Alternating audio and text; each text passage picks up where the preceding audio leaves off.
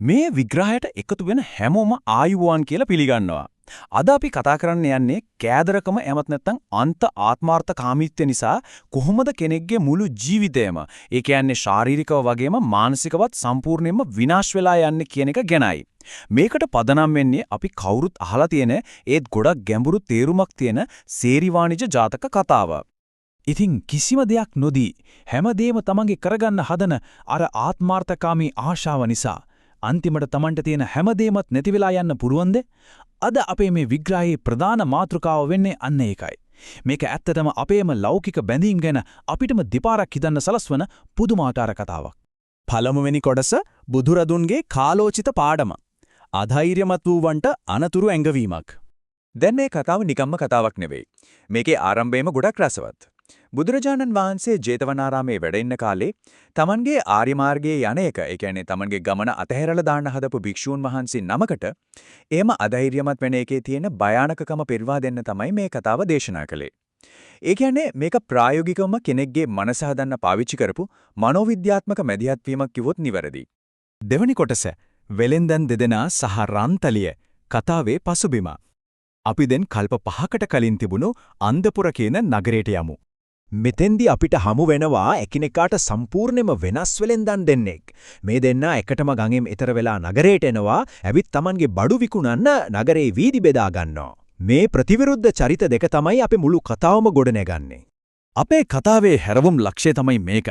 ඒක කාලෙක ගොඩක් පොහොසත් ඉඳලා පස්සේ අන්ත දුප්පත් තත්වයට පත්වුණු පවුලක් මෙහෙ ඉන්නවා. මිත්තනියකුයි මිනිබිරියකුයි. ඉතින් මේ අය ළඟ තියෙන පරම්පරාවෙන් ආපු පිරිසිදු රත්තරන් තලියක්. හැබැයි කාලයක් පාවිච්චි කරපු නැති නිසා ඒකේ දැලි බැඳිලා ඒගොල්ලෝ දන්නේ නැහැ මේක නතරන් කියලා. අන්න ඒ තලිය අර කෑදර වෙලෙන්දාට සුළු දෙයකට හුවමාරු කරගන්න හදන තැනින් තමයි සැබෑම කතාව පටන් ගන්නෙ.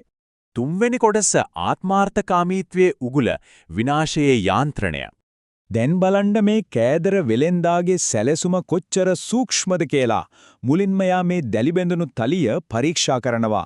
ඉන්දිකටුවකින් සූරලා බලද්දි එයාට තේරෙනවා මේක පිරිසුදු රත්තරන් කියලා. ඊට පස්සේ යා මොකද කරන්නේ? ඒකේ වටිනාකම ගැන අමුලික බොරුවක් කියලා ඒක බිමට විසි කරලා යන්න යනවා. එයාට ඕනේ උනේ මේ පවුල අසරණ කරලා කිසිම දෙයක් නොදී මේ වටිනා වස්තුව නිකම්ම අරගන්නයි. මේ හොයාගත්ත තලිය සුළුපටු එකක් නෙවෙයි. ඒක රන් කහවණු ලක්ෂයක්. හිතාගන්නත් අමාරු තරම් අතිවිශාල වටිනාකමක් තියෙන වස්තුවක් තමයි මේ වෙලෙන්දාගේ අතට පත් වෙලා තියෙන්නේ. හැබැයි අර අන්ත ආත්මార్థකාමීත්වයෙන් අන්ධ වෙලා හිටපු මේ වෙලෙන්දා අර අසරණ පවුලට කියන්නේ මේ තලිය අඩ මස්සකටත් වටින්නේ නැහැ කියලයි. ඒ මිලකල නොහැකි වස්තුව පිටම විසි කරලා යනවා. කෑදරකම නිසා මිනිස්සෙක් කොච්චර පහළට වැටෙනවද කියන එකට මීට වඩා උදාහරණයක් තවත් නැහැ. හතරවෙනි කොටස අවංකකමට ලැබෙන මහඟු ප්‍රතිඵල සමාන්තර ගමන. මේ අතරේ තමයි අර නුවණැති වෙලන්දා මේ වීදියේටම එන්නේ. මෙතනදී වෙනස කොච්චර පැහැදිලිද කියනවා නම් මේ නුවණැති වෙලෙන්දා අර තලිය අරගෙන පරීක්ෂා කරලා බලපු ගමන්ම කිසිම හංගීමක් නැතුව කිලින්ම කියනවා මේක කහවණු ලක්ෂයක් වටින රන් තලියක් කියලා. ඒ වගේ මෙයා ඊටාම සාධාරණ වෙලඳාමකට ලෑස්ති වෙනවා. මෙතන කිසිම වංචාවක් නැහැ. අන්න ඒ නුවණැති වෙලෙන්දාගේ විශිෂ්ටත්වය අපිට මෙතනදී බලා ගන්න පුළුවන්. එයා ළඟ තිබුණු කහවණු 500ක බඩුයි අතේ තිබුණු කහවණු 500යි ඔක්කොම මේ පවුලට දෙනවා. එයා තියාගන්නේ ගඟෙන් එතර වෙන්න උරුකාරයාට දෙන්න ඕන කරන කහවණු 8ක් විතරයි.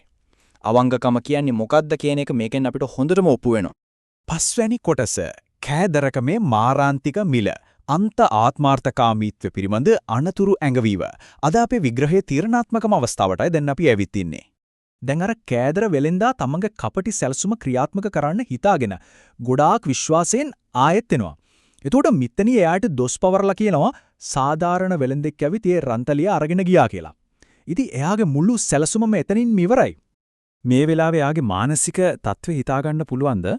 රන් කහවණු ලක්ෂයක ධනයක් නැති වුණා කියන එක දරාගන්න බැරුව එයාට ඇත්තටම පිස්සු හැදෙනවා.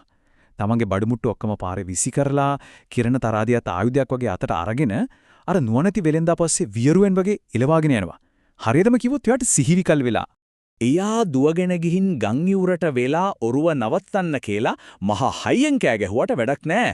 ඒ වෙද්දිත් ප්‍රමාද වෙඩි. නුවණැති වෙලින්දා රන්තලියත් අරගෙන ආරක්ෂිතව ගඟෙන් එතර වෙලා ඉවරයි. අර අන්ත කෑදරකම නිසා එයාට හැමදේම නැති වුණා.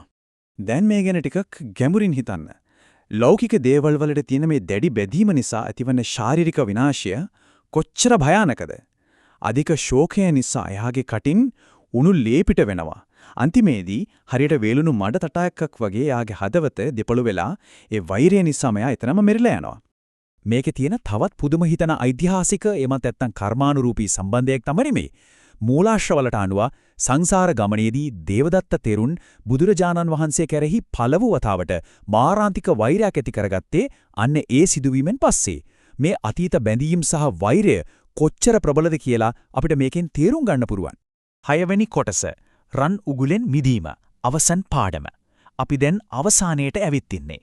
මේ පුරාණ මනෝවිද්‍යාත්මක කතාල අපේ අද ජීවිතවලට අපේ අරමුණු වලට කොහොමද සම්බන්ධ වෙන්නේ කියලා බලමු. බුදුරජාණන් වහන්සේ මේ සම්පූර්ණ සිදුවීම අර මුලින් කිව්ව අධෛර්යමත් වෙලා හිටපු භික්ෂුන් වහන්සේට මතක් කරලා දෙනවා. උත්සාහය අතහැරලා දාන එක හරියටම අර කෑදර වෙලෙන්දාට රන්තලිය අහිමි වුණා වගේ වැඩක්. ඒ පාඩම අද අපේ ජීවිතවලටත් කොච්චර ගැලපෙනවද? වීරය අතහැරියොත් රන්තලිය අහිමි වූ වෙලෙන්දාමෙන් බොහෝ කාලයක් ශෝක කිරීමට සිදුවනු ඇත. මේ ප්‍රබල උපටා දැක්වීම අපේ මේ සම්පූර්ණ විග්‍රහයේම සාරාංශයයි.